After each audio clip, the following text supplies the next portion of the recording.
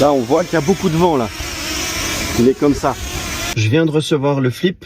J'ai voulu aller le tester. Je suis allé dans mon coin. Énormément de vent, absolument pas prévu. Et du coup, premier test, premier vol, impossible de voler. Je vous montre pourquoi. Il y a tellement de vent que même quand je mets les gaz à fond... Là, j'ai les gaz à fond, là.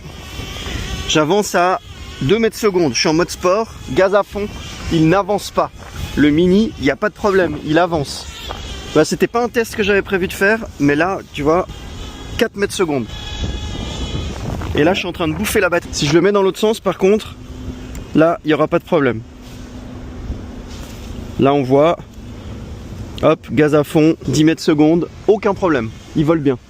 Par contre, je peux pas aller trop loin parce qu'il voudra pas revenir. C'est vraiment compliqué à voler, surtout à cause des protections d'hélice. À la base, je voulais faire un test en autonomie, donc le drone qui décolle sur la main. Et en fait, je peux pas parce que vous avez vu dans la vidéo comme il part. Vous voyez, hop, il arrive pas à suivre.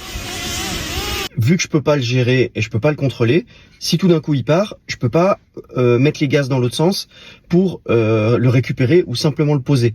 Donc j'ai trop peur qu'en fait il parte dans les arbres et qu'il se crache ou qu'il décolle. Enfin, je sais pas du tout comment il va réagir. Ça pourrait être bien de tester justement pour voir comment il va réagir, mais bon, je veux pas le péter. Je viens de le recevoir, c'est pas l'objectif. Non, là honnêtement, je suis un peu déçu, mais en même temps je m'y attendais.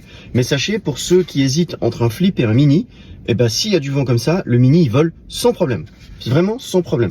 Par contre, celui-là, impossible. Je dis pas que c'est un mauvais drone, loin de là, me faites pas dire ce que j'ai pas dit. Je vais faire un test plus poussé, mais la première impression avec le vent, compliqué.